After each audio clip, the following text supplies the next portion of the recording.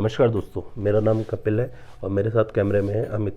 और हम आज आए हैं गोपाल भारद्वाज अंकल के घर पे। और जैसे कि वो आप सब लोग जानते हैं कि वो बहुत बड़े हिस्टोरियन हैं, मसूरी की सारी पुरानी सारे लोग उनके पास आते हैं पूरी जानकारी लेने।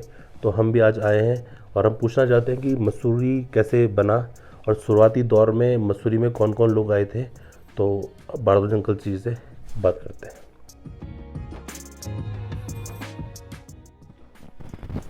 जैसे आपने बोला ना कि मसूरी जो है, मसूरी का क्या, क्यों मसूरी बसाया गया, मसूरी शहर। तो आप जानते हैं कि जो अंग्रेज़ थे हमारे देश में, जो अपना राज्य विस्तार कर रहे थे यहाँ पे, तो जब से धीरे धीरे वो इस तरफ आए, जब इनका सहारनपुर बैरियर, सहारनपुर फ्रंटियर बनाया इन्होंने। सहारनपुर तक इन्होंने जो छोटे मोटे राजे वाजे थे उनको हरा दिया और उनकी सेनाएं यहाँ तक आ गई थी। उनको पता नहीं था उस टाइम, तो इतने मैप वैप भी नहीं बने थे, उनको नहीं आगे पता था कि इस एरिया से आगे क्या है, बियॉन्ड सहारनपुर क्या है। तो उन्होंने एक जो मैप है 1814 का या 1818 का, उसमें सहारनपुर फ्रंटियर नाम लिखा हुआ है, वहाँ उनकी फोर्सेस रुकी हुई थी। और उसके बाद आप जानते हैं कि अंग्रेज़ों का जो इंग्लैंड देश है वो तो बहुत ठंडा देश है। और जो उनका जब राज्य विस्तार या साम्राज्य अपना इंडिया में फैला रहे थे, तो जो उनके सोल्जर्स होते थे या ऑफिसर्स होते थे, कुछ जो लोग बीमार हो जाते थे या इंजर्ड हो जाते थे वॉर में, तो उनको ऑल द वे इंग्लैंड भेजना पड़ता था, या साउथ अफ्रीका में South Cape of Good Hope है, वहाँ उनका एक कोई मेडिकल फैसिलिटी थी, वहाँ पे जाके उनका इलाज करते थे। तो उसमें उस प्रोसेस में साल 2 साल तो ऐसे निकल जाते थे आने जाने में, क्योंकि आप जानते हैं 200 साल पहले ये इस तरह की हाई स्पीड कोई भी चीज़ें नहीं थी, तो टाइम लगता था उसमें। जो प्रिमिटिव स्टीमर्स थे या जो भी भाप से चलने वाले उनके शिप थे या छोटी मोटी नावें थी। और कई जो इंग्लैंड वापस जाते थे, वो कई लोग आते ही नहीं थे वापस, जो उसे फरलो बोलते थे। फरलो जैसे किसी को लीव पे भेजना, तो ज़्यादातर वो वापस नहीं आते थे, क्योंकि इंडिया की जो क्लाइमेट है वो बहुत हार्श थी उस ज़माने में। कहाँ यूरोप में तो बिल्कुल ठंडा रहता है, और जब कलकत्ता में वो लैंड करते थे तो उनको बहुत ज़्यादा गर्मी लगती थी। फिर इंडिया इटसेल्फ ही बहुत ज़्यादा गर्म जलवायु वाला देश है, तो उन्होंने सोचा फिर एक ऐसी फैसिलिटीज़ देखी जाए कि इनको सिपाहियों को हमारे वापस देशों में ना भेजना पड़े और यहीं पे ऐसा कुछ हो जाए। तो इसी जैसे मैंने आपको बताया, सहारनपुर जब आए तो उसके बाद उन्होंने 1814 में गुरखाओं को देहरादून में हराया। गुरखाओं ने 1803 में टिहरी के राजा को हरा के देहरादून और ये सारा गढ़वाल कुमाऊँ सब अपने कब्जे में ले लिया था। लगभग 12 वर्ष उन्होंने यहाँ राज्य किया देहरादून में। और उसको गोरखों और अंग्रेज़ों का जो एम, ये बहुत कम लोग जानते हैं, गोरखों का भी यही था साम्राज्य विस्तार, कि हम पूरे भारत में कब्जा करेंगे, हम हमारा, या जैसे ब्रिटिश रूल हुआ ऐसे नेपलीज रूल हुआ। उनकी जो उस समय की सेनाएं थी काफ़ी वो थी, और विस्तारवादी नीति थी उनकी। तो इनके क्लैशेज होने लगे अंग्रेज़ों के और गोरखों ने पूरा जो तराई का इलाका है हमारा, यूपी और बिहार का जो नेपाल से बॉर्डर है, उसमें कई अंग्रेज़ चौकियों पे कब्जा किया, तो उनके क्लैशेज होते थे दिन दहाड़। तो इस सिलसिले में देहरादून तो उनका काफ़ी बड़ा हमारा ये जो एरिया था, उन्होंने जब गढ़वाल राजा को हरा दिया था, तो ये इस तरफ हिमाचल की तरफ बढ़ते जा रहे थे गुरखा लोग। तो अंग्रेज़ों के कान खड़े हुए कि ये तो फिर हमारे लिए एक चैलेंज हो जाएंगे, तो उनको मजबूरन फिर देहरादून में आना पड़ा। और देहरादून में उनकी गोरखाओं से आप जानते हैं खलिंगा में 1814 में लड़ाई हुई।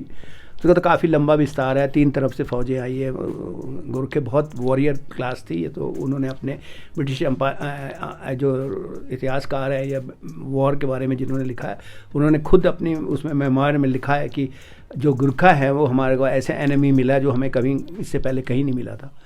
और फिर आप जानते हैं उसके बाद लड़ाई हुई है, फिर अंग्रेज़ों ने इस क्षेत्र में कब्जा कर लिया। तो जब देहरादून उनके ऑक्यूपेशन में आ गया और गोरखा हिमाचल में चले गए, उसके बाद वो वहाँ 1 साल तक घेराबंदी अंग्रेज़ों ने की। फिर वो सरेंडर किया, सुगोली की ट्रीटी हुई है, संधि हुई है। फिर उसके बाद उन्होंने एरिया खाली कर दिया और वो कुछ फ़ौजें वहाँ अफ़गानिस्तान चली गई थी गोरखों की, और कुछ महाराजा रंजीत सिंह के साथ वॉर में लड़े ये गोरखा लोग। और तब जब वो देहरादून में अंग्रेज आ गए, अपना थोड़ा उन्होंने बेस बनाया, तो वो फिर एक्सप्लोर करते थे।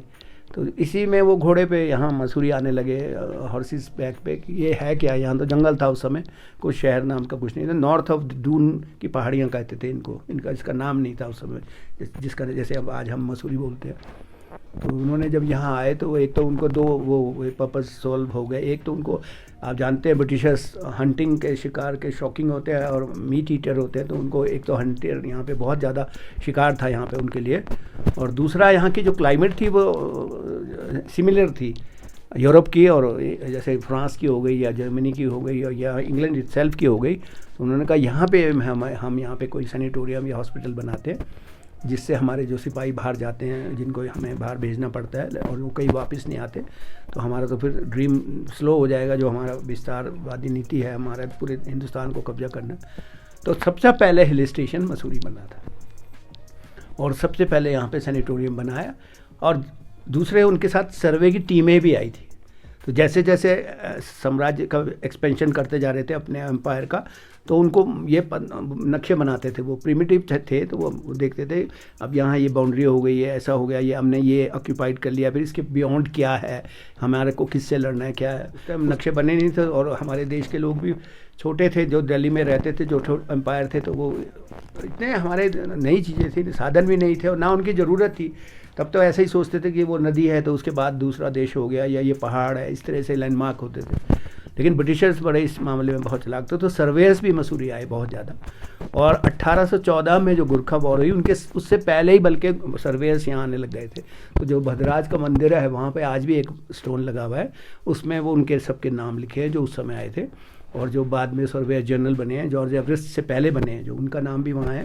जॉइंट मजिस्ट्रेट थे सहारनपुर के, वो आए थे। और जो उस टाइम ऑफिशियल लैंग्वेज, क्योंकि मुग़ल एम्पायर चल रहा था दिल्ली में, 1814 की मैं बात करता हूँ, still Delhi was under the Mughal empire. Britishers ने उनसे उस समय नहीं लिया था, ब्रिटिशर्स ने तो 1857 की जो म्यूटनी उसके बाद कब्जा किया। तो ऑफिशियल लैंग्वेज इंडिया की पर्शियन थी, तो वो इंटरप्रेटर लेके भी आए, तो उसका भी वहाँ नाम था, जो अनुवादक था उनके साथ। और भी कई लोगों के नाम थे, एक लेडी है वहाँ पे, उसका नाम लिखा था लेडी हुड, शायद आप कभी नोटिस करना वहाँ पे। तो लोगों के लिए यहाँ पे पहेली बनी हुई थी, ये लेडी हुड की थी, कई उसके साथ कहानियाँ जुड़ते चले गए। ऐसा कुछ नहीं था, जो लेडी हुड थी वो उसका पूरा नाम मारिया हुड था, और वो एक नेवल कमांडर की वाइफ थी, जो ईस्टर्न नेवी में सिंगापुर और इधर इंडोनेशिया में ब्रिटिश फौजों से लड़ रहा था। He was a big warrior, जो कहते हैं ना, अंग्रेज़ों के सेनापति था, वो नेवल कमांडर था। तो उसकी वाइफ को ब्रिटिशर्स ने रिस्पेक्ट देने के लिए उसका नाम वो भी वहाँ रख दिया, लेडी हुड। और वो कंटेम्प्रेरी टू नेपोलियन के समय की बातें बता रहा हूँ, ये मैं 1814 में यूरोप में, इंग्लैंड में नेपोलियन से युद्ध हो रहा था। तो जो ब्रिटिश सेनापति थे बहुत उस समय के ग्रेट, जो अंग्रेज़ों के, चाहे वेलिंगटन था या ब्लूशर था, उनके नाम भी यहाँ डाले उन्होंने हिल्स पे। उनके पुराने जो मैप है उसमें वही नाम है, वेलिंगटन रोड आज भी है यहाँ ऊपर इधर। और नेल्सन पॉइंट था, नेल्सन भी उनका एक बहुत बड़ा नेवल कमांडर हुआ है जिसने नेपोलियन को हराया। और इंग्लैंड में तो बड़े बड़े उसके नाम के स्क्वायर्स हैं। तो इस तरह से मसूरी की शुरुआत हुई है। अभी इसके पीछे और मैं फिर बाद में बताऊंगा शुरुआत की, जो मैंने आपको क्या कारण थे और क्या उनको मसूरी आया। उसके बाद जितने भी इंडिया के फिर हिल स्टेशन बने, शिमला बनाया, दार्जिलिंग बनाया, अल्मोड़ा तो खैर था अल्मोड़ा, लेकिन हिल स्टेशन नहीं माना जाता था। नैनीताल है और डलहौजी है, इस तरह के जो हिल स्टेशन बने, या साउथ में कोडेकनाल है। तो ब्रिटिशर्स ने अपनी सुविधाओं के लिए कि अब हम, फिर उसके बाद शहर डेवलप होता चला गया, इंफ्रास्ट्रक्चर तैयार हुआ, रोड्स बनी, स्कूल्स बने। फिर जो बच्चे वॉर में उनके ऑर्फन हो जाते थे, जिनके लड़ाई में माँ बाप मर जाते थे, और वो बच्चों को कहाँ रखना है, तो उनको यहाँ रखा गया मसूरी में। अब उन्हीं के बाद फिर ये जो आज जो हम बोर्डिंग स्कूल मसूरी में देखते हैं, वो शुरू में पहले ऑर्फनेज थे।